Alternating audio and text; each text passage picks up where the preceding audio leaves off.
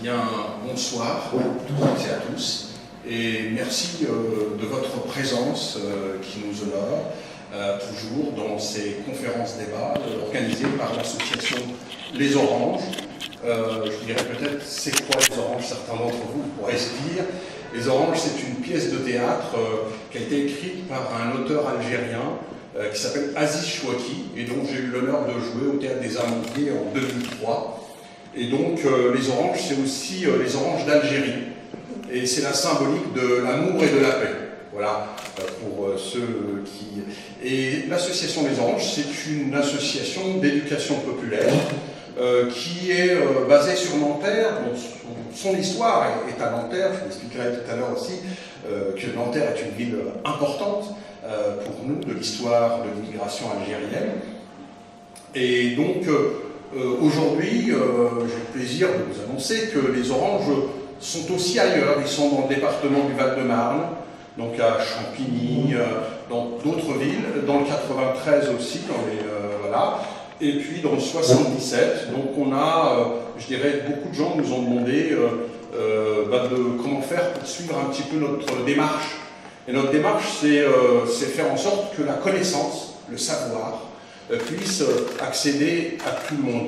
Et justement, c'est pour ça qu'on essaye de faire une alliance entre les chercheurs en sciences sociales et les militants associatifs et les artistes aussi, parce que il nous semble que la connaissance, le savoir, ça passe aussi par l'art. Et c'est pourquoi le théâtre est un des moyens importants pour nous de faire passer ce savoir. Par exemple, nous avons monté une pièce de théâtre qui s'appelle La Pomme et le couteau et qui raconte l'histoire du 17 octobre 1961. J'ai eu l'honneur de la jouer avec notre regretté Adel Hakim, directeur du théâtre de Ivry, qui nous avait fait l'honneur et l'amitié de nous encadrer, puisque c'est un grand metteur en scène de niveau international. Et donc, voilà, on essaye aussi, par ce biais-là, de faire en sorte que le savoir, la connaissance puisse accéder aussi par l'émotion, parce que le théâtre, c'est aussi cette manière-là de faire passer aux jeunes. Et je peux vous assurer qu'à travers ce canal, dans les lycées, notamment, où on a pu jouer devant des lycéens, etc., beaucoup de gens ne connaissaient pas l'histoire du 17 octobre 61, par exemple. Ce n'est qu'un exemple. Voilà, donc tout ça pour vous dire qu'on a fait plusieurs choses dans ce sens-là. Et je voudrais aussi vous annoncer, puisqu'on est à Nanterre, on a fait un travail important qui a abouti en co-travail avec d'autres amis sur l'émergence du boulevard du 17 octobre 1961. Il est unique, il est en France, il est ici à Nanterre et nous en sommes fiers. Et donc ça c'est aussi quelque chose d'important. Et également nous avons travaillé avec les autorités locales. Monsieur le maire est ici présent et je le remercie de sa présence qui nous honore et je crois que c'est important aussi qu'on puisse être aidé aussi par les autorités. Quelquefois c'est pas toujours facile dans les villes. Et bien là, dans cette démarche-là, nous avons travaillé ensemble pour qu'il y ait une rue Abdelmalek Sayad. Il y a à Nanterre une rue Abdelmalek Sayad et un groupe scolaire Abdelmalek Sayad. C'est un travail de très longue haleine qu'on a mené ensemble et aujourd'hui nous sommes fiers de ce travail-là, l'aboutissement de ce travail qu'il existe. Alors c'est qui Abdelmalek Sayad? C'est un grand savant algérien. Notre invité va vous en parler évidemment tout à l'heure puisqu'il a été organisateur d'un colloque important sur Abdelmalek Sayad aussi il n'y a pas longtemps, il y a eu une dizaine de jours, me semble-t-il, à l'école des hautes études en sciences sociales. Et j'étais présent et je peux vous assurer que c'était d'une haute tenue. Et c'est important aussi, je dirais, d'honorer les grands chercheurs, les grands savants et d'être fier des grands savants comme Abdelmalek Sayad. Et donc je suis vraiment fier et heureux qu'il y ait une rue, un groupe scolaire Abdelmalek Sayad à Nanterre. Ça c'est quelque chose d'important, je dirais que dans l'histoire des Oranges, s'il y avait deux choses à retenir, c'est le boulevard du 17 octobre 61 et c'est le travail sur Abdelmalek Sayad. Alors on a démarré bien évidemment ce travail-là depuis plus de 20 ans. La première conférence débat colloque qu'on avait organisée, c'est au quartier du Chemin de Vie en mars 1998. Vous voyez, ça ne nous rajeunit pas, c'est presque 21 ans maintenant. Et ensuite, plusieurs choses. Il y a eu effectivement l'année de l'Algérie en 2003, la belle année, à Nanterre et en France en général, où nous avons organisé également un colloque, qui d'ailleurs, il y a eu une parution des actes du colloque, un livre qui s'appelle « Mémoire algérienne, hommage à Abdelmalek Sayad ». Donc Abdelmalek Sayad est toujours, le fantôme, il est toujours là. Il est toujours là, il est important, et nous sommes fiers parce que, à l'occasion de la polémique que nous avons eue que nous ne souhaitions pas d'ailleurs, parce que c'était une polémique que nous avions eue avec M. Sarkozy à l'époque, enfin, pas M. Sarkozy précisément, mais c'était plutôt une adjointe à lui, Madame, comment elle s'appelle, Madame Balkany, voilà, précisément, et donc qui ne souhaitait pas, elle, que le collège porte le nom d'Abdelmalek Sayad. C'est pour ça que, vous voyez, on ne lâche pas, et donc au bout du bout, on arrive quand même à trouver quelque chose. Et voilà, je ne vais pas être long pour passer directement, mais tout ça pour vous dire que Nanterre est une ville historique de l'immigration algérienne. C'est ici que le PPA, le Parti du peuple algérien de Messali Hadj, a été créé, à Nanterre, dans un café algérien, avec toute une histoire très très importante.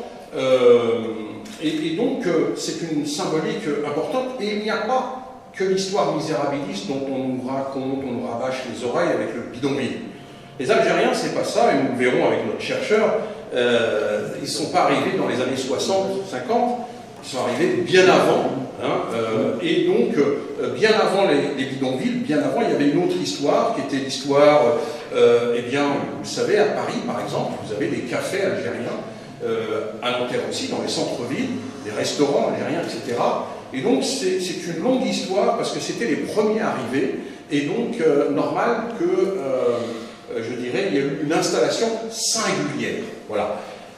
Pour vous dire un petit peu. Sinon, évidemment, remercier aussi nos amis du MRAP qui sont là, qui sont partenaires de notre aventure de ce soir, la LDH et puis une association qui s'appelle ICO, ainsi que une association de théâtre du premier jour, que je remercie aussi parce que c'est toujours une aventure collective. Tout seul, on ne peut rien faire, c'est dans le collectif. Évidemment, mes amis militants des Oranges, évidemment, c'est aussi une dimension collective qui fait qu'on fait des choses ici à Nanterre, mais pas qu'à Nanterre, je rappelle, dans d'autres départements, nous sommes à peu près à 700 conférences, débats, colloques, etc. depuis notre existence, plusieurs pièces de théâtre, etc. Donc on n'a pas inventé le fil à couper le beurre, mais on a quand même avancé, on ne part pas de rien.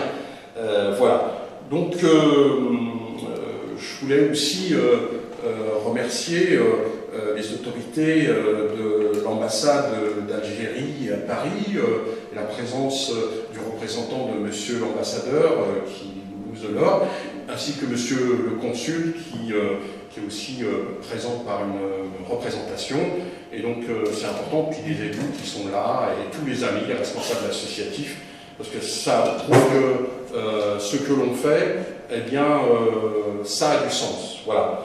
Donc, sans plus tarder, je vais dire quand même peut-être deux mots sur Emmanuel Blanchard. Emmanuel Blanchard, notre invité, que vraiment nous sommes très heureux de l'accueillir ici. Il est déjà venu pour un livre qui est ici présent, voilà, à l'époque, et qui s'appelle « La police parisienne et les Algériens ». Donc 1944-1952, hein, si mes yeux me portent bien. Et donc on avait parlé de la police française, à l'époque, l'histoire de la police française et des Algériens. Il y a toute une histoire là-dessus. Et donc Emmanuel Blanchard a fait un travail colossal là-dessus et important. Il fait partie de cette génération de jeunes chercheurs prometteurs. Et c'est important parce que, bien qu'on a connu ici des chercheurs Monsieur le maire s'en rappelle, Mohamed Harbi, par exemple, Mohamed Harbi, que vous connaissez tous, qui est venu ici, Gérard Noiriel, plein d'autres dinosaures, comme on dit, des sciences sociales, sont venus discuter avec nous, échanger avec nous, et Stéphane Beau, qui est un ami de Stéphane Beau là-bas, qui a récemment fait un livre qui s'appelle La France des Bédouis, que nous allons d'ailleurs inviter aussi bientôt. Donc c'est important le fait que des chercheurs puissent échanger avec nous et sortir aussi de certains, je fais le procès à personne, de ce qu'on appelle la tour d'ivoire de l'entre-soi. Et ce n'est pas du tout le cas des chercheurs que nous invitons. En général, ils vont sur le terrain. Et donc ça, c'est important parce qu'on ne s'en sortira que parce que on partage la connaissance. Sinon, à quoi ça sert? À quoi ça sert d'avoir du savoir? À quoi ça sert d'être un savant si le savoir n'est pas partagé? Et je pourrais dire la même chose, à quoi ça sert d'avoir des richesses si elles ne sont pas partagées? Et là, malheureusement, il y en a beaucoup qui ne veulent pas les partager, et donc il faut un petit peu les pousser pour qu'ils les partagent. Donc voilà, ce soir, nous allons parler du livre, évidemment, mais bien au-delà, parce que j'imagine que Emmanuel Blanchard a fait ce magnifique livre qui s'appelle « Histoire de l'immigration algérienne en France », que bien évidemment je vous conseille de vous procurer. Je crois qu'il a ramené également des photos. Et donc on va faire un petit peu, voilà. Et donc dans un premier temps, les règles habituelles, c'est qu'on donne la parole à notre chercheur, à notre invité, et ensuite, quand il aura fini sa conférence, bien évidemment, nous vous passerons la parole pour que vous puissiez poser des questions, demander des précisions ou apporter, hein, parce que je sais qu'il y a souvent à Nanterre des témoins de l'histoire. Des gens qui sont de véritables archives, qui connaissent, parce que ça aussi c'est quelque chose d'important pour nous. L'expertise n'est pas seulement académique, et tout est à l'université. Non, l'expertise elle est aussi du côté du peuple, et les gens, vous et moi, nous avons une expertise de vie qui est importante à partager avec les chercheurs justement. Et quand ils l'acceptent, eh bien c'est un grand bonheur. Voilà, je passe la parole à Emmanuel Blanchard, qui est maître de conférence, chercheur, et puis la liste est longue, je sais qu'il n'aime pas que j'étale tous ses diplômes, donc je vais lui passer immédiatement la parole.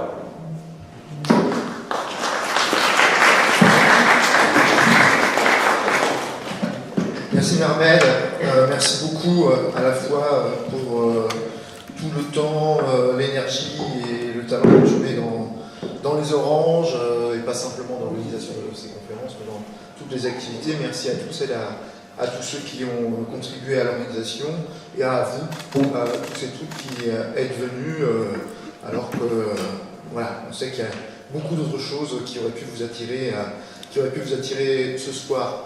Pour finir les remerciements et les rendre encore plus sincères, je rebondirai sur ce qu'a dit Marmel tout de suite. C'est-à-dire que pour quelqu'un comme moi, qualifié de jeune chercheur, déjà c'est très gentil parce que la jeunesse est toute relative, peut-être que c'est de la flatterie, mais c'est toujours important de venir dans ce type de rencontre, hein, puisque je ne suis pas là justement pour diffuser le savoir simplement, je suis là pour échanger ce savoir, aussi discuter, voire critiquer, parce que c'est aussi par les expériences des uns et des autres, à la fois qu'on apprend et qu'on se rend compte comment résonne tout ce qu'on a pu forger dans un espace qui est un espace spécifique, parce que, pour le dire très vite, moi je parle de l'espace académique depuis l'université, etc. Et que l'expérience intime de l'émigration, pour reprendre le terme d'Abdel Sayad, je ne l'ai pas connue, en tout cas pas dans les termes qu'ont connu beaucoup d'Algériens et d'Algériennes, alors que beaucoup d'entre vous l'ont connu soit directement, soit par transmission familiale, etc., qui n'est pas la seule façon de connaître, mais qui est aussi une connaissance intime qu'il est important, à laquelle il est important de se confronter et avec laquelle il faut partager et discuter. Donc dans un temps que j'espère pas trop long, parce que souhaite véritablement que nous ayons du temps pour les débats. Donc, j'essaie de parler 3/4 d'heure, une petite heure au grand maximum. Je vais essayer d'aborder 4 points, 4 petits points. Pourquoi écrire une nouvelle synthèse sur l'immigration algérienne en France? Donc, voilà, présenter de toute façon le cadre de ce livre. Une deuxième question qui est directement tirée des travaux d'Abdel Sayad, c'est essayer de savoir est-ce que l'immigration algérienne est singulière ou est-elle exemplaire? Voilà, et je vais expliquer pourquoi je pose les débats en ces termes-là. Dans un troisième point, je vais dire très vite, effectivement, d'où j'écris cette histoire. C'est une forme d'histoire sociale, de socio-histoire, dirait d'aucuns. Et je vais essayer juste de démonter quelques stéréotypes ou des connaissances qui sont largement diffusées et qui, à force d'être largement diffusées, occultent d'autres pans de l'histoire algérienne. Donc je vais essayer de reprendre quelques questionnements sur de ce point de vue. Et dans un quatrième point, je ne vous présenterai pas tous les chapitres du livre, mais j'insisterai sur le premier chapitre du livre. S'il reste un peu de temps, peut-être sur d'autres, mais on a du temps pour les questions. Mais j'insisterai sur le premier chapitre du livre, qui est sans doute celui qui propose le cadrage le plus neuf, et pas simplement parce que c'est moi qui aurais découvert des choses tout seul dans mon coin, bien au contraire, ce n'est pas des choses que j'ai forcément travaillé de très près, mais auxquelles je me suis beaucoup intéressé, et j'y reviendrai le moment venu. Alors pourquoi écrire une nouvelle synthèse sur l'immigration algérienne en France, d'autant plus quand, comme moi, on ne partage pas cette expérience intime de l'histoire de l'immigration algérienne.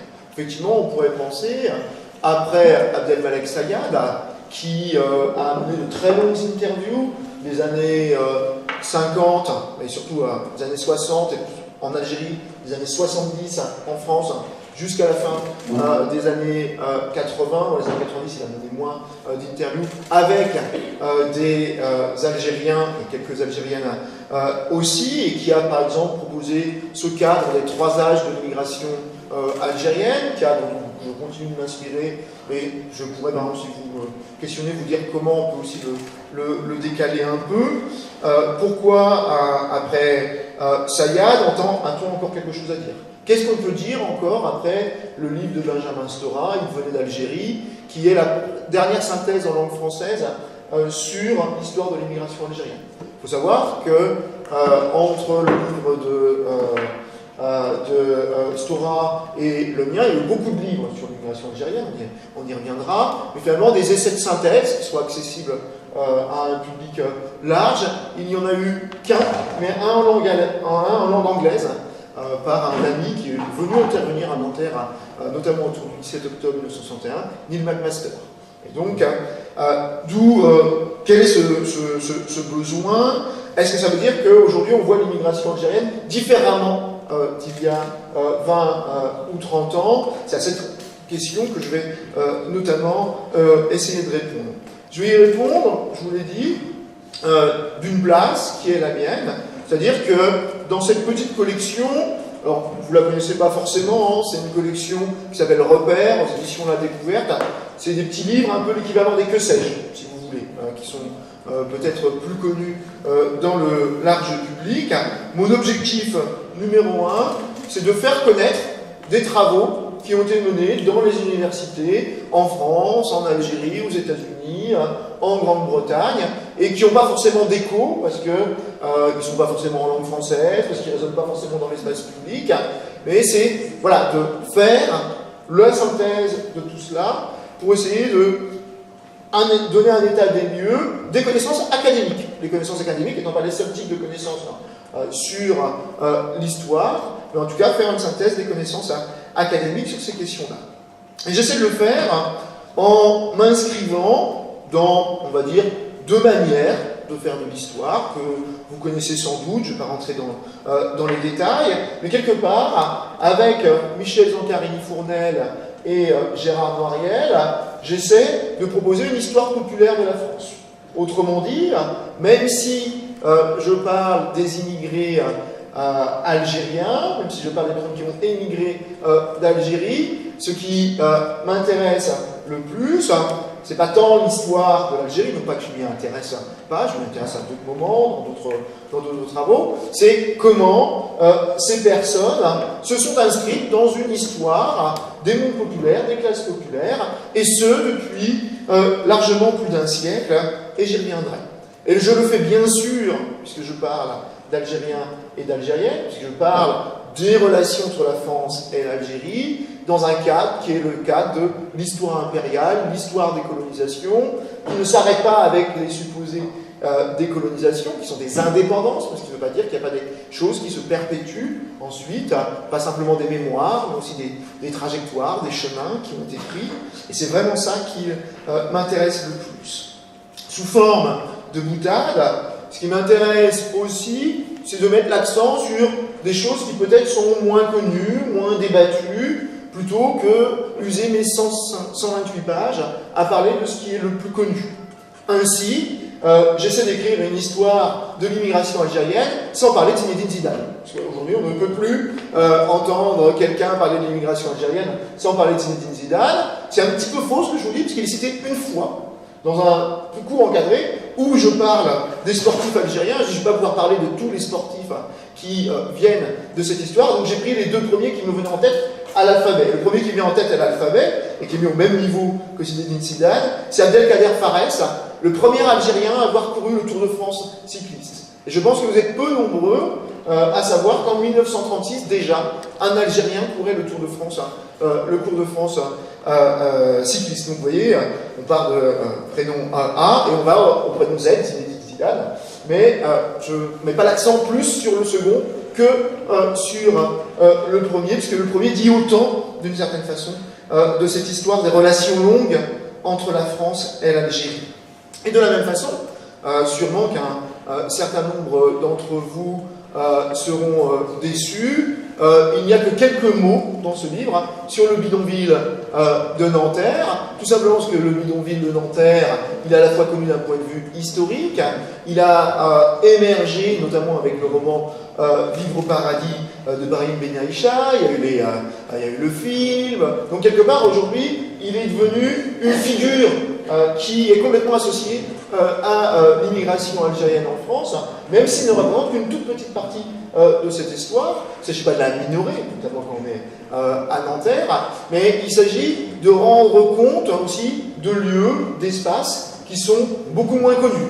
Moi, le bidonville sur lequel j'ai travaillé pendant ma thèse, qui n'était pas au cœur de ma thèse, mais qui m'a intéressé, c'est celui d'Argenteuil, qui est beaucoup moins connu, d'une certaine façon, notamment parce qu'il a été résorbé, comme l'on dit, beaucoup plus tôt. Mais vous voyez ici une image en 1957 qui a connu une militarisation pendant la guerre d'indépendance algérienne,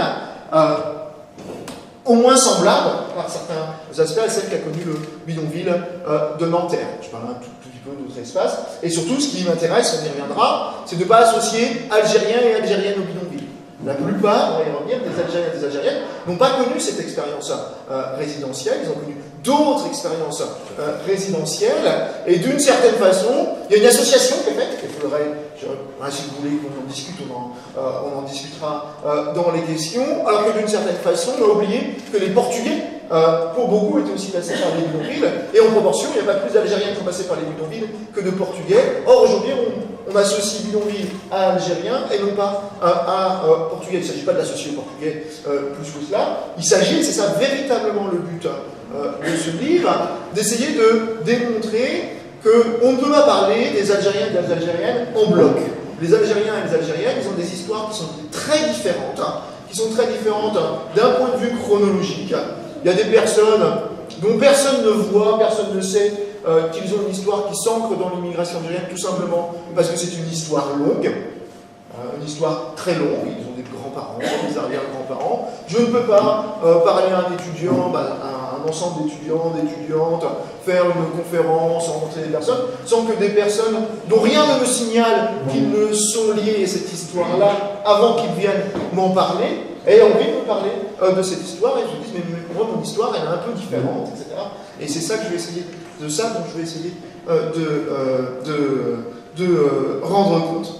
Et donc cette nouvelle synthèse, en 2 mots, elle veut rendre compte de la longue durée, et vous verrez, je finirai sur les lacunes de l'ouvrage, j'ai peut-être oublié de le dire au début, mais vous verrez ce qui est important dans cette longue durée, ce que j'ai un petit peu escamoté. Et elle est une volonté aussi de restituer la diversité, pas au sens qui est donné par les politiques aujourd'hui, la pluralité, c'est un terme un peu plus compliqué. Autrement dit, ce que j'ai dit tout à l'heure, ne pas faire une histoire d'un bloc, mais faire une histoire où on essaie aussi de rendre compte de trajectoires qui sont un peu différentes et qui ont laissé moins de traces dans les imaginaires. Le second point que j'annonçais, l'immigration algérienne est-elle singulière ou exemplaire?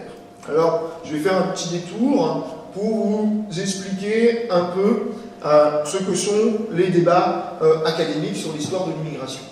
L'histoire de l'immigration, pendant longtemps, on va dire que c'était une histoire qui a été écrite par communauté, je mets les guillemets à la communauté, par pays d'origine. Les uns faisaient l'histoire des Portugais, les autres l'histoire des Italiens, l'histoire des Polonais, l'histoire des Algériens, et des Algériennes peut-être, même si pendant longtemps les femmes ont été oubliées de cette histoire, nous y reviendrons, et tout simplement parce qu'il s'agissait à la fois de complexifier le roman national français, c'est-à-dire de rendre compte de mécanismes de formation de la population, pas forcément française, mais des personnes qui vivent en France, un peu plus complexes que l'histoire de l'exode rural et ancrée dans un passé séculaire, etc. Et parce qu'il s'agissait aussi d'une certaine façon de mener un combat politique au moment où l'histoire de l'immigration émerge dans les années 1980, dans le sillage de l'histoire ouvrière, contre le Front National, et donc de faire émerger d'une certaine façon une histoire de l'intégration des différentes communautés. Et c'était un peu la façon dont s'est écrite l'histoire de l'immigration depuis les années 80 jusqu'aux années 2000.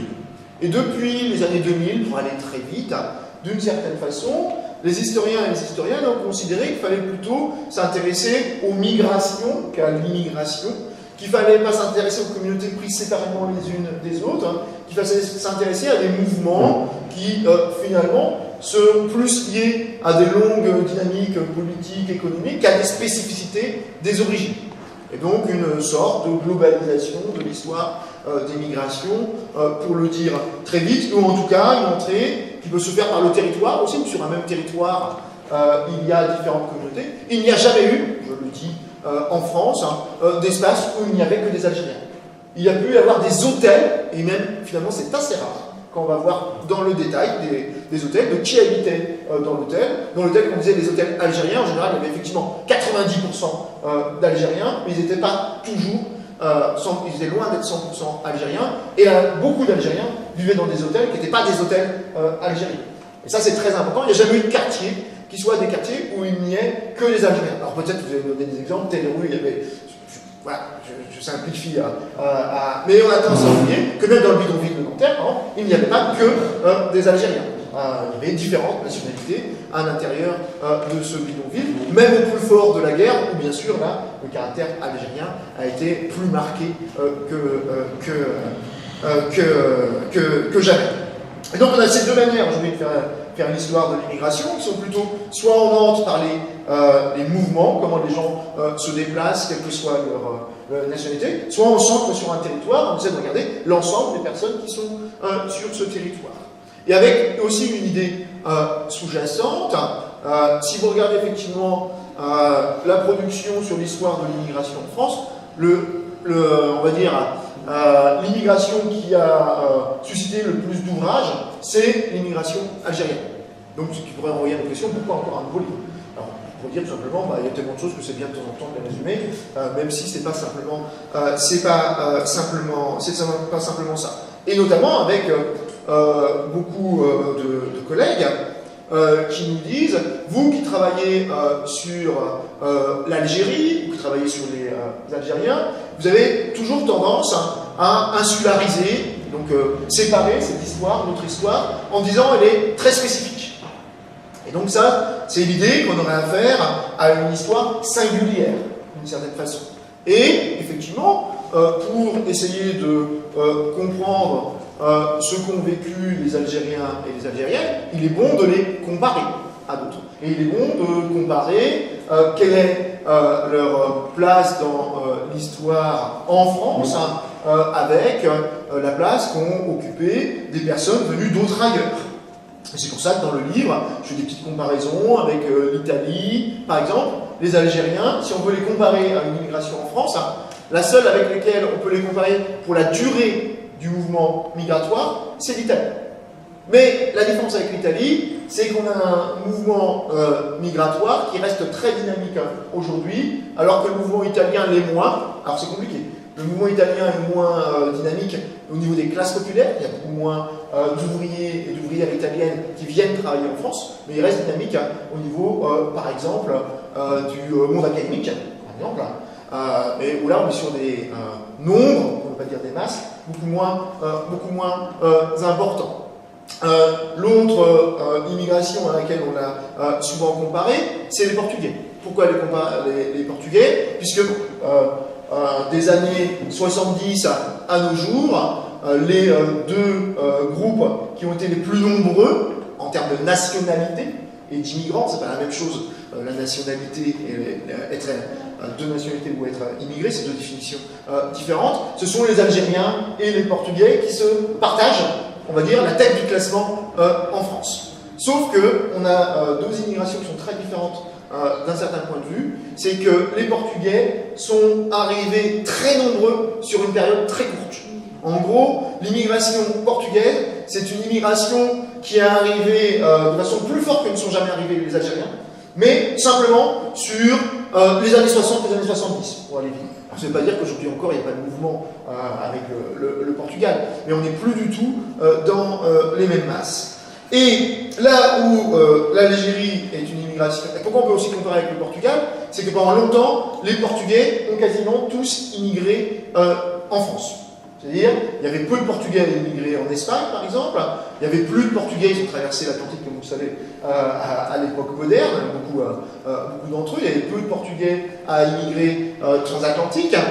Il y a quand même une immigration portugaise vers ses colonies. C'est quand même une grosse différence avec le Portugal était un pays, une capitale impériale. Le dernier, d'ailleurs, s'est vu arracher des indépendances en Afrique, Angola, Mozambique, Cap-Vert.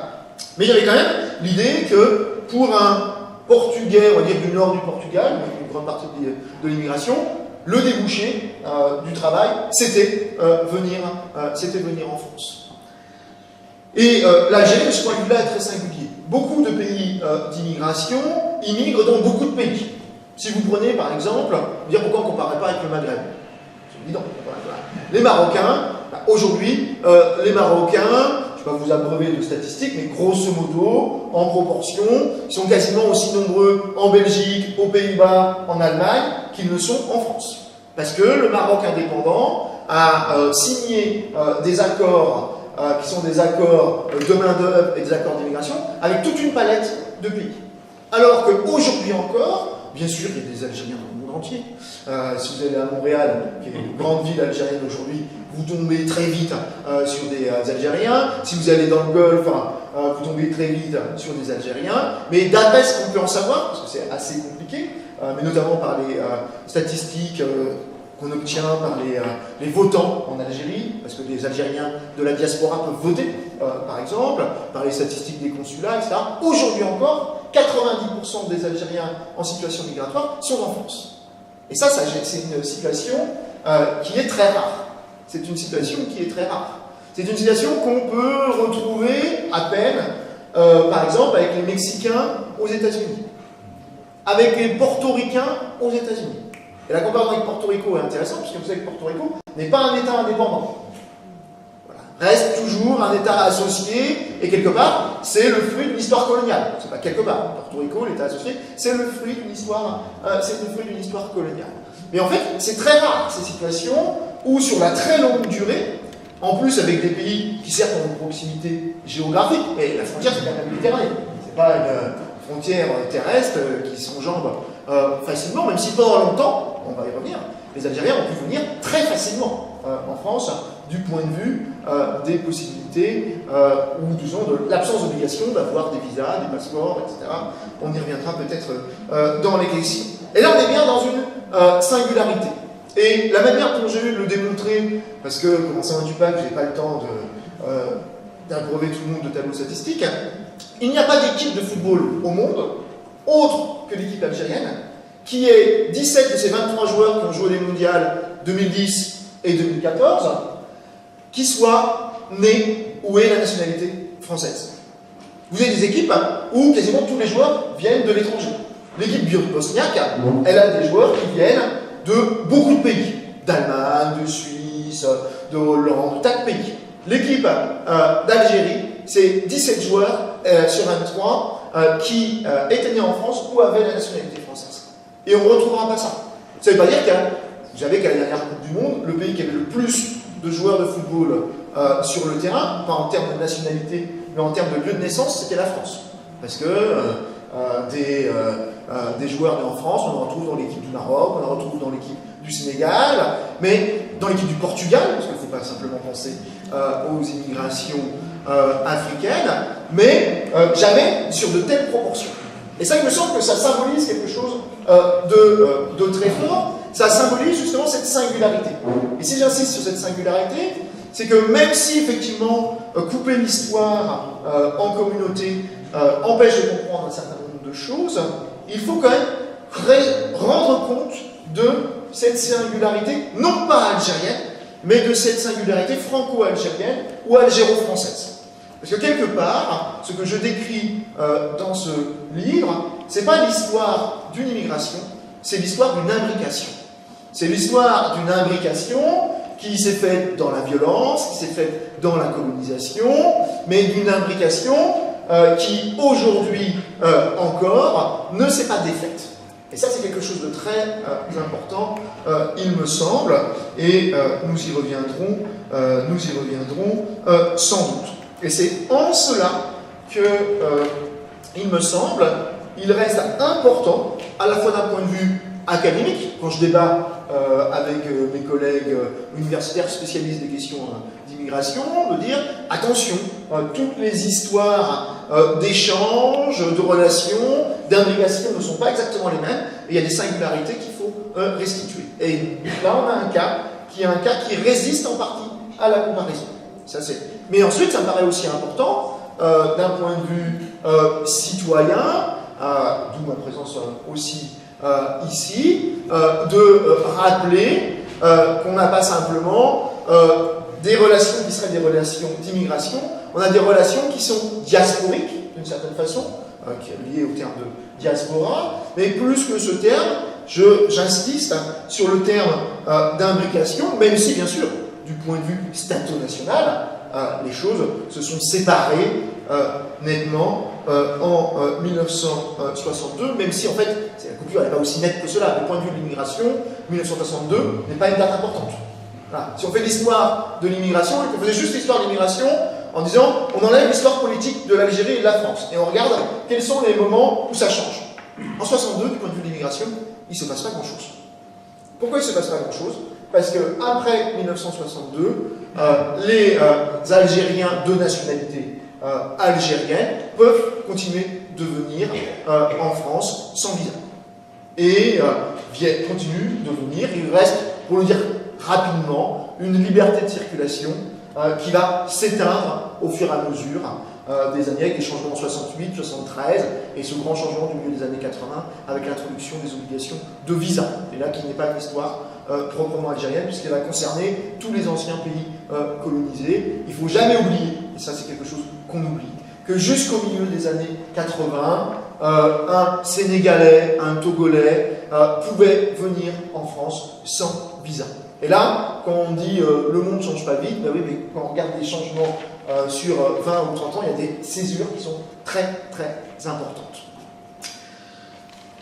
Alors cette immigration, je dis, elle est singulière, d'une certaine façon. Mais est-elle exemplaire, comme le disait Abdelmalek Sayad, puisque tu as placé la conférence à raison sous les auspices de cet immense sociologue? Et en tant que sociologue, moi, je fais un aparté, hein, ce qui me plaît beaucoup aussi dans le fait qu'un collège soit appelé Abdelmalek Sayad, c'est pas simplement un hommage à l'immigration, c'est aussi un hommage à cette science qu'est la sociologie. Parce qu'il y a de plus en plus quand même, il y avait peu à l'époque où le collège a été nommé de groupes scolaires, de groupes scolaires qui portaient le nom d'immigrés célèbres, il y en a de plus en plus, hein, ou d'étrangers célèbres. D'ailleurs, en revanche, des groupes scolaires qui portent le nom d'un sociologue, je ne crois pas qu'il y en ait beaucoup dans ce pays, donc c'est doublement hommage à la science. Ouais, c'est un double hommage, quelque part. Il y a une sorte un peu dominée qu'est la sociologie. Et je pense que Sayad aurait aussi retenu cela.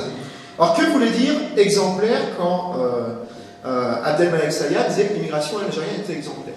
Ce qu'il voulait dire, parce qu'il utilise cette expression dans les années 70, 1980, il voulait dire, au travers de l'histoire de l'immigration algérienne, on saisit ce qu'est l'essence d'une immigration en situation de domination coloniale ou impérialiste, puisque même s'il utilise peu le mot impérialiste, il utilise beaucoup le mot tiers-monde à l'époque. Et il nous dit, c'est la première immigration qui a connu cet arrachement lié à des rapports de domination économique qui soient des rapports de domination économique nord-sud, d'une certaine façon, pour le dire en termes simples. C'est ça qu'il appelait l'exemplarité.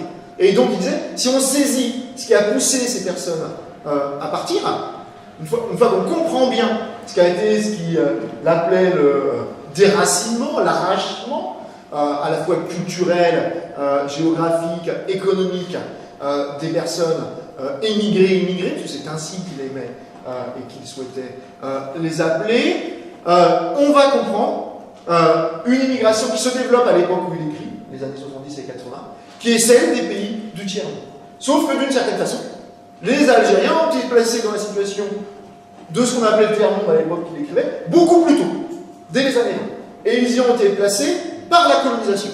Alors ils n'ont pas été les seuls colonisés, loin de là, mais ils ont été les seuls colonisés à partir aussitôt et en masse vers la capitale impériale. Dire le monde de la décolonisation, c'est un monde de mouvement. À la fois parce que en Afrique ou en Asie, les hommes et les femmes n'ont pas attendu la colonisation pour bouger d'un endroit à l'autre, traverser des frontières qui n'avaient pas le même sens qu'aujourd'hui, à la fois parce que la violence de la colonisation et l'économie de la colonisation a mis en mouvement tout un ensemble de personnes, mais il y a très peu de personnes qui sont parties de leur propre chef, et j'y reviendrai. Alors, de son propre chef, ça ne veut pas dire qu'on était libre de le faire. La liberté suppose une capacité d'action économique, etc., qu'il n'avait pas forcément. On va y revenir. Mais ça, c'est quelque chose qui est complètement singulier. Les Indiens d'Inde, de l'Empire des Indes britanniques, ils ont beaucoup circulé dans l'Empire des Indes britanniques, ils ont circulé dans toute l'Asie. Certains marins sont allés jusqu'en Grande-Bretagne, mais ils n'ont jamais été tournés avant tout vers la Grande-Bretagne. Même si c'est fait après les décolonisations, ces immigrations de masse. À l'époque de ce qu'on appelait le tiers-monde, à l'époque où Sayad écrit. Sauf que lui, il nous dit cela pour les années 20 et 30, sur lesquelles je reviendrai peut-être, d'où, depuis Claude Liozu jusqu'à aujourd'hui, des historiens, par exemple allemands, Michael Goebbels, qui disent que c'est inventé le tiers-mondisme à Paris, en région parisienne, dans les années 20, autour des immigrations algériennes et vietnamiennes. Les immigrations vietnamiennes étaient beaucoup moins nombreuses, mais très actives politiquement à la même époque, soit les années 20 et les années 30. Et c'est en cela qu'elle était exemplaire. Il me semble que Sayad avait raison à bien des égards, notamment à l'époque où il écrivait, ça a permis d'éclairer un certain nombre de choses, même si moi j'insiste sur cette singularité algérienne, parce que pour le dire vite, par exemple, les Algériens sont le seul peuple colonisé à avoir gagné son indépendance en partie dans la capitale impériale. C'est-à-dire, vous n'avez pas, alors le seul exemple qu'on peut utiliser qui montre un engagement très fort d'immigrés en faveur de leur État qu'ils veulent voir advenir dans la capitale impériale, c'est les Irlandais. Ce sont les Irlandais en Grande-Bretagne, mais il me semble que ça n'a jamais pris la forme à la fois de cet engagement massif, de cette organisation très structurée, très disciplinée, avec les dérives qu'on connaît à la discipline et à la structuration dans ces cas-là, et d'une lutte armée qui s'est voulue à certains moments, guerre menée sur le territoire et jusque dans la capitale impériale. Et ça, c'est véritablement une singularité. Et c'est important de le rappeler, parce que ça a généré en retour ce qu'on pourrait appeler, en gros, une obsession algérienne. C'est-à-dire, du point de vue de la société française, des autorités françaises, beaucoup de questions migratoires sont vues au prisme du cas algérien. C'est-à-dire, quand vous voulez comprendre les changements des lois sur la nationalité dans les années 80 et 90, les lois poussées à partir de 1986 et à partir de 1993, les grands changements dans les lois sur la nationalité, ça se comprend avant tout par rapport aux enfants d'Algériens. Et pourquoi ça se comprend avant tout par rapport aux enfants d'Algériens? Parce que, c'est important d'être précis, vous savez que la France, depuis 1889, la grande loi sur la nationalité, en plus une loi, la grande loi nationalité en France, elle est prise par rapport au cas algérien déjà. Elle est prise par rapport à la question des frontières, elle est prise par rapport à la question de l'Algérie. Qu'est-ce que c'est cette loi de 1889? C'est une loi qui dit toute personne née en France, de parents nés en France, c'est pas le droit du sol, c'est le double droit du sol. Je suis sûr que beaucoup d'entre vous savent très bien que quand on est de parents algériens en France, eh ben, jusqu'à sa majorité, on n'est pas français. Là, on peut opter à demander l'acquisition de nationalité française si on était scolarisé, etc. On peut choisir de pas... voilà, mais c'est le double droit du sol. En revanche, si vos parents sont nés en France, je prends un cas célèbre, Karim Benzema, ses parents, il est issu de l'immigration algérienne, mais déjà ses parents sont nés en France, eh ben, lui étant né en France, il est français. Il ne peut pas choisir de ne pas être français. Il est français. C'est le double droit du sol. Et en 1889, c'est quoi? Elle est faite pour deux choses. C'est pas pour arranger les étrangers. Bien au contraire. Elle est faite pour deux choses. Elle est faite pour que les étrangers n'échappent plus au service militaire. En gros, s'il n'y a pas d'obligation de devenir français, bah regardez, ces Belges et surtout ces Italiens, à l'époque c'est des Italiens qui cristallisent, et dans des mouvements qui sont extrêmement violents. Faut pas oublier la violence de ces mouvements. Eh ben, ils sont en France, travaillent en France, ils vivent en France, et il ne faut pas les voir des Français. Donc obligeons-les à devenir français avec ce mécanisme du double droit du sol. L'autre idée, c'est en Algérie, il faut que ces étrangers, les Italiens, les Espagnols, les Maltais, deviennent vite français. Pourquoi il faut qu'ils deviennent vite français? Parce que le peuple algérien qui a été colonisé n'est pas un peuple en extinction. Il y avait des idéologues de la colonisation qui avaient espéré que la colonisation se traduise par un choc démographique encore plus fort, pour le dire très vite. Et à la fin du XIXe siècle, certes il y a eu un choc démographique au début de la colonisation, mais ce qui est patent à la fin du XIXe siècle, c'est que les Français seront toujours minoritaires sur la terre algérienne en termes démographiques. Et donc il faut fabriquer des Français. Il faut fabriquer des Français avec des Italiens, des Maltais, des Espagnols, pour essayer de former ce peuple qui restera minoritaire mais qui doit être consolidé d'une certaine façon.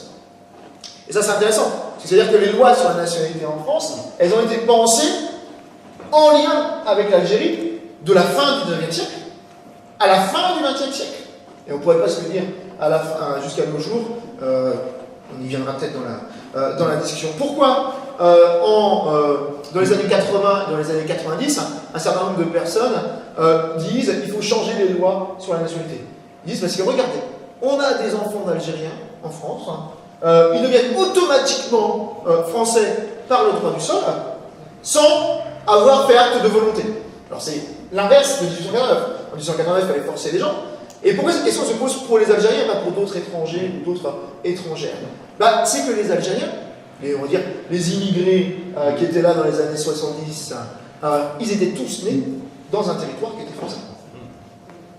C'est-à-dire que ce territoire était devenu algérien, mais de naissance, ses parents étaient nés en Algérie. Donc la première génération devenir française automatiquement par le droit du sol. Et ça rendait fou toute une partie, on va dire, de la droite et de l'extrême droite qui a voulu, en pensant, alors c'est pas toujours dit explicitement, hein, mais l'impensé c'était des enfants des Algériens, mais c'est parfois dit explicitement, qu'il fallait donc obliger à mettre une déclaration de volonté pour le dire vite, pour casser cet automatisme. Et donc ça, cette obsession algérienne, c'est très important parce que, notamment dans les lois sur la nationalité, les lois sur l'immigration, elles sont très souvent pensées en lien non pas avec la pluralité de l'immigration en France, les Algériens n'ont pas une petite partie des immigrés en France, encore plus sans doute en région parisienne, mais cette histoire longue fait que souvent, quand la figure emblématique du travailleur immigré par des années 70, ça a été l'immigré algérien, mais c'est pas simplement cette figure, c'est dans l'impensé des politiques publiques, quelque part, souvent, il y a les Algériens et leurs descendants et descendantes. Troisième point que j'avais annoncé, l'histoire sociale contre les stéréotypes. En gros, quand, on va dire, de mauvais historiens font l'histoire de l'immigration, ils disent qu'il y a les immigrations anciennes et les immigrations récentes. Les immigrations anciennes sont les immigrations européennes, les immigrations récentes sont les immigrations extra-européennes. Non, l'immigration portugaise est une immigration récente. Les Portugais sont arrivés dans les années 60-70. Ça ne veut pas dire qu'il n'y a pas eu des Portugais arrivés en nombre à d'autres époques, mais il y en a eu dès la Première Guerre mondiale, par exemple, il y en a eu bien avant, mais massivement, cette période, c'est les années 60-70. Et il y a eu des immigrations extra-européennes qui sont arrivées beaucoup plus tôt. Il y en a eu une seule, c'est l'immigration algérienne. Attention, quand on dit le début de l'immigration, c'est telle date, moi, je ne peux pas vous dire à partir de quand les Algériens sont arrivés en France. Il y a eu des échanges entre la France et l'Algérie bien avant la colonisation. Il y avait des élites commerciales, savantes, qui circulaient autour de la Méditerranée, et la colonisation, elle a bien plus séparé qu'elle n'a rapproché d'une certaine façon. Quand on parle d'immigration, ici, on parle de départs nombreux et de départs de groupes populaires, on va dire. Très vite pour le dire autrement. Et on parle d'immigration à partir du moment où, d'une certaine façon, ces groupes ont été perçus comme un problème. Gérard Noiriel dit le début de l'immigration en France, c'est les années 1880, grosso modo.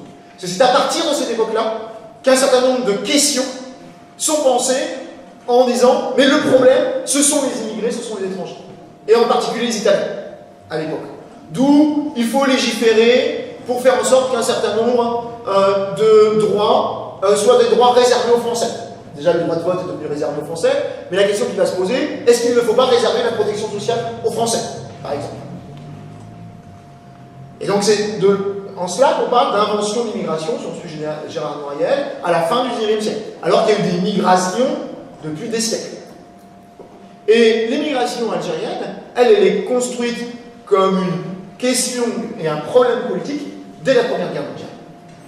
Et à la fois parce que, à partir de ce moment-là, les Algériens arrivent en nombre, à la demande, à l'appel des Français, à la fois d'un point de vue économique et d'un point de vue militaire, mais les autorités françaises ont pensé cela comme une parenthèse.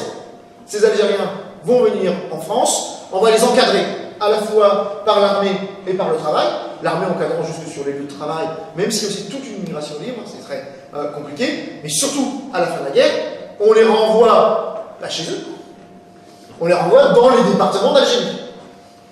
Sauf que ces personnes, elles avaient la nationalité française. Et donc, beaucoup réussissent à échapper au rapatriement forcé, et beaucoup de ceux qui sont rentrés se sont dit, mais en France, on a appris des savoirs qui ne sont pas les savoirs qu'on met en œuvre dans nos régions rurales. C'était pour beaucoup des ruraux. À l'armée, à l'usine, on a appris des choses qui peuvent se monétiser aujourd'hui. Ils entrent dans le salariat. Mais pour entrer dans le salariat, ils vont entrer dans le salariat en repartant en immigration, pour le dire simplement. Ce qui fait que dès les années 20, il y a ce qu'on appelle une panique morale, c'est-à-dire des articles dans la presse sur les sidis, on les appelait à l'époque, ou en tout cas la presse xénophobe, xénophobe n'a pas de sens ici, racistes les appelaient à l'époque, ces civils, vagabonds, délinquants, sans domicile, ce qui était vrai en partie, parce que les employeurs, dans les hiérarchies de l'époque, selon les périodes, les Algériens étaient une main-d'œuvre de complément. C'est-à-dire, les Algériens étaient la main-d'œuvre des périodes de plein emploi. C'est-à-dire, quand les usines embauchaient au maximum, elles embauchaient les Algériens. Non pas qu'elles faisaient appel, je vais y revenir. Les employeurs français ne sont quasiment jamais allés recruter en Algérie. C'est le cas. Ils sont allés recruter au Maroc, par exemple, mais pas en Algérie. Pourquoi? Parce que les Algériens étaient déjà là.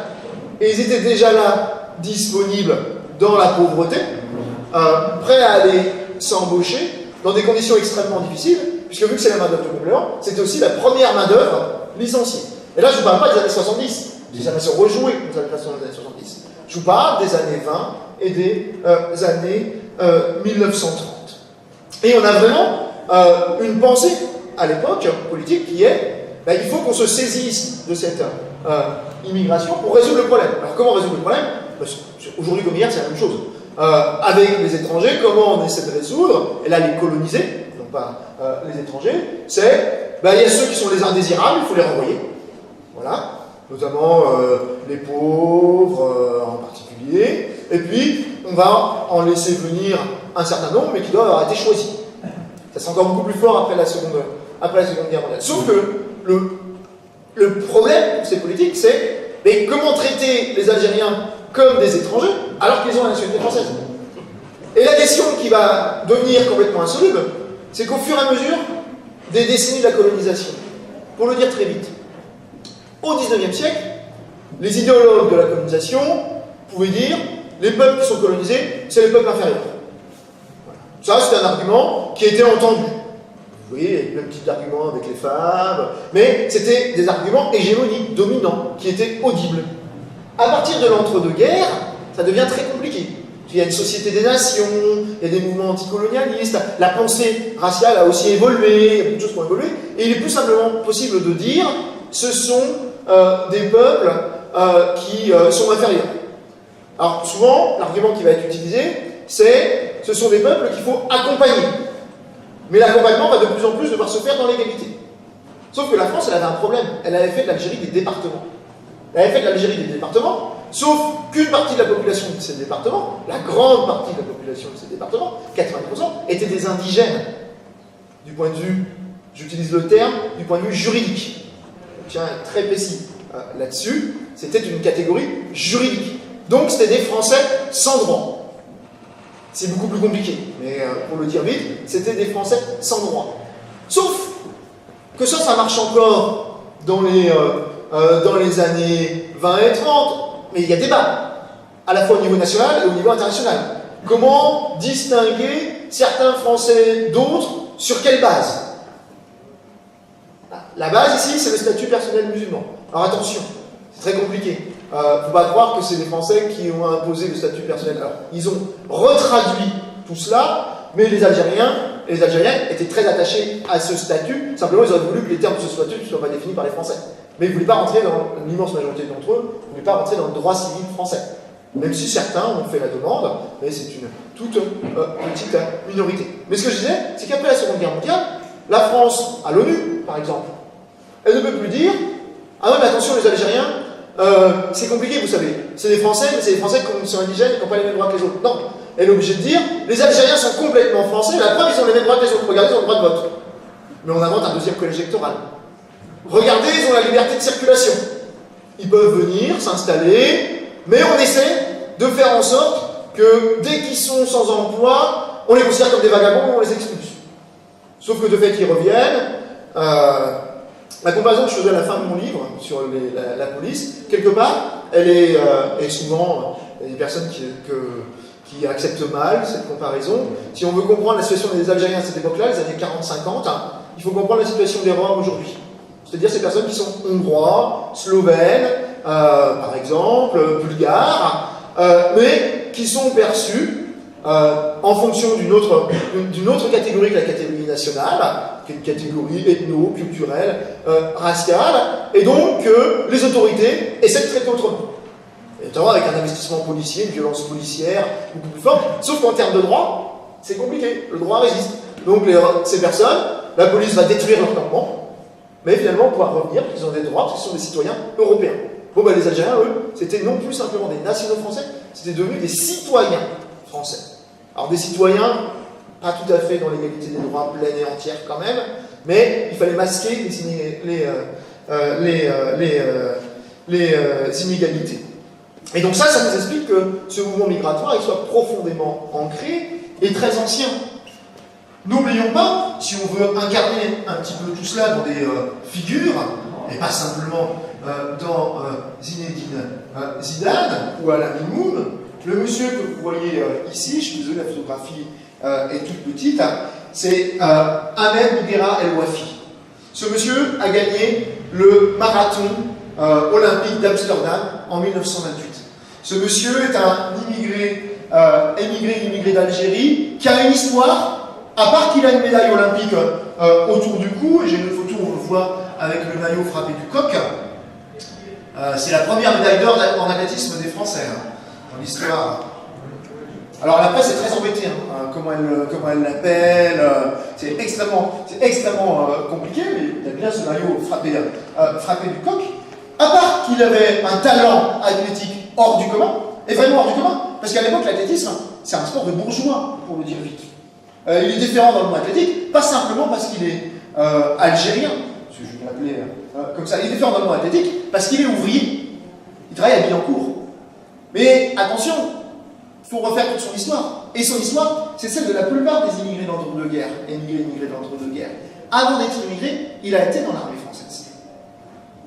Et donc, l'immigration, elle a été ce processus où il est passé de l'armée française, où on a découvert ses talents athlétiques, à la situation d'ouvrier, et il a partagé l'histoire de l'immigration algérienne jusqu'au bout, dans le sens où il est mort dans la misère en 1959 à Saint-Denis, on va appeler ça, comme le disait la presse de l'époque, donc je mets les guillemets avec les doigts, un règlement de compte, parce que j'ai essayé de savoir plus sur ce qui s'était passé dans ce café exactement, est-ce que lui-même était militant, apparemment non, mais il est mort dans un mitraillage, je ne vous dirai pas qui tenait les mitraillettes, quel camp c'était, etc., parce que j'en sais rien, et, en 1959.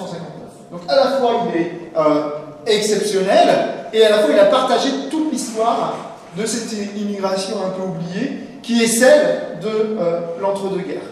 Pour mémoire, l'autre médaillé olympique au marathon de nationalité française, c'est Alain Mimoun.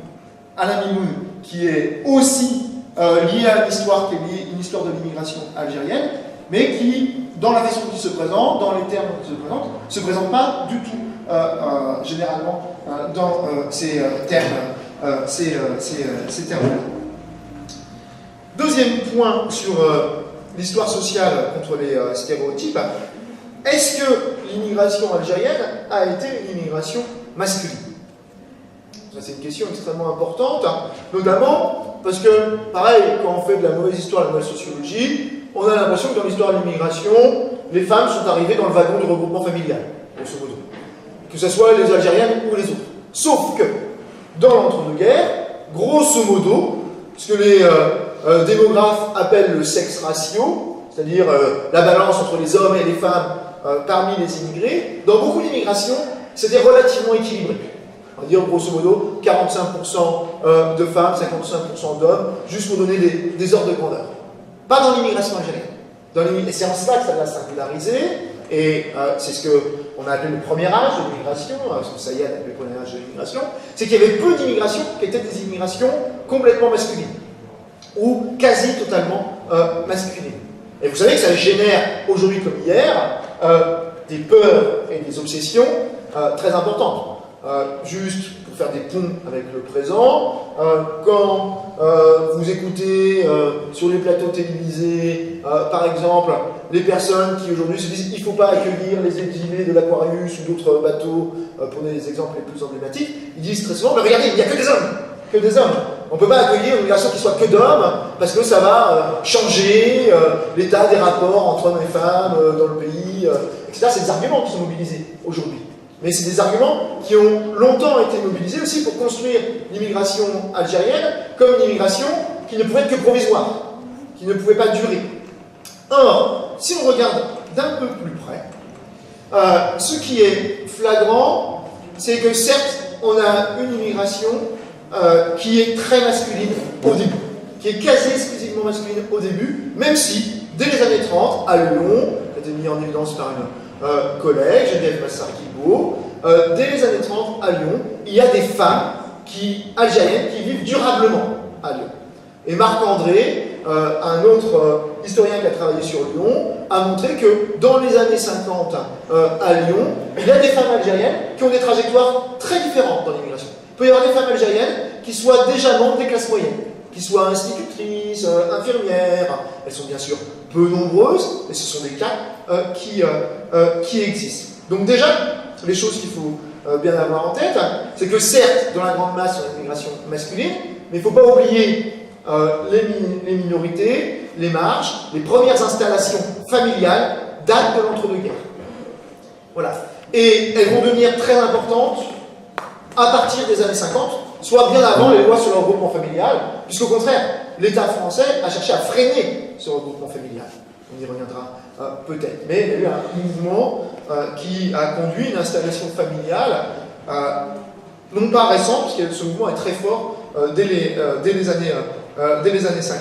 Et l'autre point qui est très important dès les années 20 et 30, c'est qu'il y a énormément de couples formés d'un Algérien et d'une Française en région parisienne, d'un Algérien et d'une Polonaise, d'un Algérien et d'une Belge, d'un Algérien et d'une Italienne. Ces couples qu'on appelle mixtes, mais j'aime pas beaucoup l'expression, donc on va mettre les guillemets, qui sont regardés parfois par les mauvais sociologues comme le summum de l'intégration, d'une certaine façon.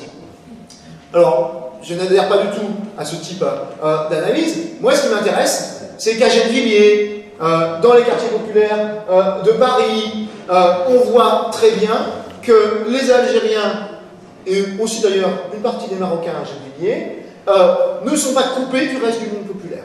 Ils ne sont pas coupés du reste du monde populaire, notamment par des alliances matrimoniales. Alors attention, je mets alliance matrimoniale avec des guillemets, parce qu'une grande partie des couples sont des concubinages, mais il y a aussi des mariages.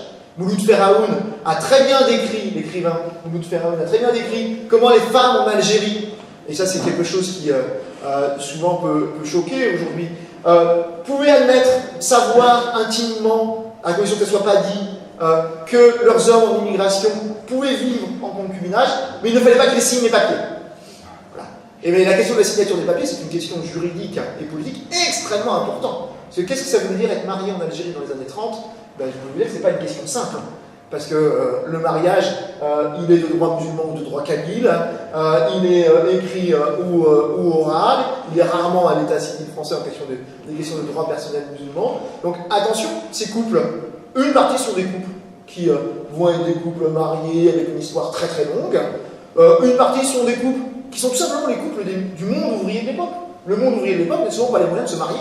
Et le monde ouvrier de l'époque, très souvent, vit des concubinages jusqu'à un certain âge qui s'ajoutent les uns aux autres, même s'il y a aussi ces couples installés avec enfants. Et cette histoire est vraiment extrêmement importante. Elle peut être douloureuse, elle peut être heureuse.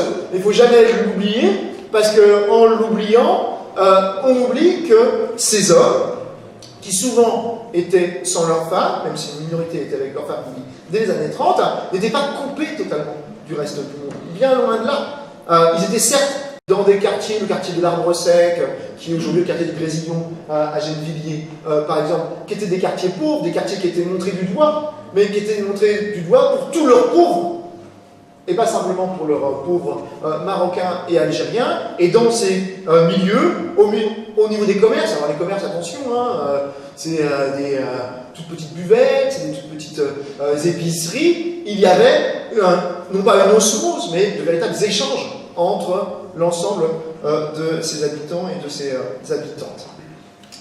Ça m'amène à un troisième point. Est-ce que cette immigration fut particulièrement ouvrière? Si on raisonne dans les grandes masses, il faut dire oui. Voilà.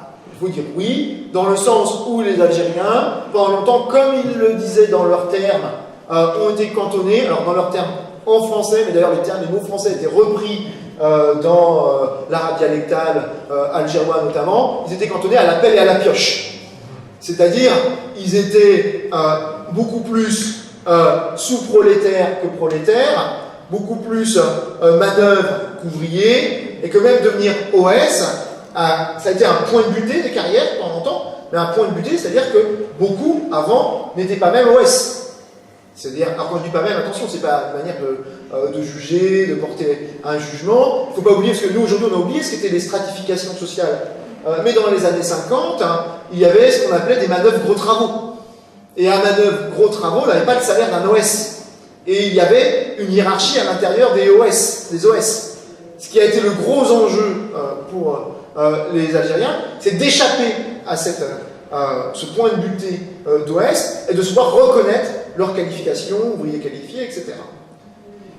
Ça, c'est très important. Et les travaux de Laure Pitti l'ont bien montré. Autrement dit, l'accès, comme pour beaucoup d'immigrés, mais encore plus pour les Algériens. Et il faut comprendre à quoi c'est lié. Si vous prenez la classe ouvrière qui venait d'Europe centrale, par exemple, ces personnes avaient souvent été ouvriers, artisans dans leur pays avant de venir en France. Les Algériens qui viennent en France, c'est avant tout des paysans, c'est cela qu'a étudié Sayad, des paysans qui sont privés de leur culture paysanne, au double sens du terme, la culture, on va dire, idéale, la culture matérielle, mais aussi leur terre, parce que la colonisation, ça a avant tout été une expropriation, même si les Algériens ont su lutter en rachetant leurs terres au fur et à mesure, et l'immigration a avant tout servi à ça. L'immigration, elle a peut-être avant tout servi à racheter les terres qui avaient été expropriées par les Français. C'est flagrant en Kabylie. Dans les années 20 et 30, il y a une flambée du prix du terre parce que il y a l'argent monétaire, parce qu'il n'y avait pas beaucoup de monnaie qui circulait à l'époque, qui arrive de l'immigration et qui permet à la fois aux Algériens de racheter les terres aux Français. En Kabylie, il n'y a jamais eu beaucoup de Français propriétaires de terres, mais il y en a d'autres endroits, et puis qui génère des luttes, parce que la société algérienne n'est pas une lutte, n'est pas une société irénique où tout le monde s'entend bien. La lutte sur les terres dans les villages algériens attisés par l'argent de l'immigration, c'est quelque chose d'extrêmement important qui clive les familles, et qui va générer des clivages qui ensuite vont aussi être des clivages politiques. Mais ce que je voulais dire, c'est qu'il ne faut jamais oublier que dès les années 20 et 30, il y a des Algériens qui sont professeurs dans les grands lycées parisiens. Ils ne sont pas nombreux, mais il y a des Algériens qui sont médecins en métropole dès la fin des années 30, et ils sont de plus en plus nombreux au cours des années 40 et 50. Il y a des Algériens qui sont commerçants et avec de véritables réussites commerciales. Certains, comme tous les immigrés, commencent très souvent comme colporteurs, et ça a été un des moments importants de l'immigration, cette immigration de colportage. Et donc il ne faut jamais oublier que c'est pas parce qu'il y a 90% des Algériens qui sont dits ouvriers, et dans ouvriers, il y a des choses qui sont extrêmement différentes. Dans les années 40, un ouvrier, dans les années 40-50, un ouvrier chez Renault, c'est l'aristocratie de la classe ouvrière. Alors, l'aristocratie, c'est l'ouvrier qualifié de chez Renault. Les Algériens étaient plutôt à la fonderie que spécialistes de métallurgie, donc il y a toutes ces hiérarchies aussi. Mais la grande usine protège aussi, à l'époque, en partie. Et que les trajectoires qui mènent vers la grande usine sont des trajectoires qui sont souvent beaucoup plus pauvres. Mais il y a aussi, il ne faut pas l'oublier, une classe moyenne qui existe dès cette époque. Et n'oublions pas que, je vous ai dit qu'il y avait des lacunes dans ce livre, qu'on va bientôt conclure, on va annoncer une très, très rapidement. Voilà, en 128 pages, je dois dire que je traite beaucoup mieux les années 20 aux années 70 que l'après 1970. Et que l'année après 1970 est passée très rapidement, et que par exemple, le mouvement d'émigration des années 90, on va dire des années noires, qui est un mouvement réel, est traité beaucoup trop rapidement dans ce livre, même si là on a des profils qui sont différents justement sociologiquement. On a une immigration qui est beaucoup plus qualifiée, voilà, les médecins. Alors, puisque tu cites les médecins, il faut savoir qu'aujourd'hui, à l'ordre des médecins, sont inscrites plus de 10 000 personnes nées en Algérie. Voilà, quand on parle d'une immigration et donc je ne parle pas des enfants, là, je ne parle pas des enfants et des petits-enfants, je parle de nés en Algérie. Et donc il faut sortir aussi de ce prisme où effectivement l'immigration algérienne a été plus ouvrière que les autres, elle a été plus dominée dans la classe ouvrière que d'autres, mais elle a connu aussi son pluralisme et qui a augmenté au fur et à mesure des vagues des migrations, et on n'a plus du tout les mêmes caractéristiques sociales dans les années 90 que 30 ans auparavant, et on n'a pas les mêmes caractéristiques sociales, par exemple, au Canada et en France, tout simplement parce que l'immigration canadienne est une immigration à point, donc les Algériens qui partent au Canada sont souvent beaucoup plus qualifiés que ceux qui partent en France, en moyenne, voilà. Bien sûr, c'est en moyenne. Donc en conclusion, puisque j'avais dit que je ne ferais pas plus d'une heure, et ça fait 1 heure que je parle, d'une certaine façon, et je comprendrais que le reproche m'en soit fait, même si un de mes buts, c'est bien de casser tous les amalgames autour des Algériens et des Algériennes. Quand j'écris cette histoire, quelque part, j'écris une histoire en France, ou plus qu'une histoire en Algérie, puisqu'il me semble que l'imbrication est telle que c'est une histoire de la société française. Ça ne veut pas dire que ce n'est pas une histoire de la société algérienne. Pas du tout ce que j'ai dit. Je comprends très bien ce mouvement d'émigration et immigration. Les règles d'ailleurs, si on allait à partir des années 70, les règles de départ sont fixées par des conventions entre la France et l'Algérie. L'État algérien devient partie prenante des règles de l'immigration, immigration, très fortement. Et il va encourager la politique de lutte contre le chômage en Algérie dans les années 60, c'est une politique d'émigration. Très, très clairement. Et à d'autres moments, il va décourager, et c'est pas parce que l'État encourage, que ce soit l'État français ou l'État algérien, que les personnes, elles, se plient à ces règles, et bien heureusement, puisque autrement, un certain nombre d'entre elles n'auraient pas pu mettre en œuvre leur projet. Mais il est évident, d'une certaine façon, que de l'histoire qui est la mienne, du point de vue qui est le mien, ma sensibilité à l'histoire culturelle, par exemple, l'histoire familiale des Algériens, je ne suis pas le mieux placé pour en faire le récit, la raconter. Ça ne veut pas dire qu'elle ne m'intéresse pas, ça veut dire qu'elle est peu présente, elle est parfois sans doute maladroite, parce que d'autres sont mieux placés que moi pour l'écrire, et c'est qu'ainsi que s'écrit une histoire, c'est par la pluralité des points de vue. Moi, ce qui m'a intéressé, c'est bien plus la façon dont tout cela a été saisi par l'État et comment, par le bas, les personnes, elles, échappaient d'une certaine façon à ces catégories et étaient plongées dans un monde qui était un monde franco-algérien. Je vous remercie.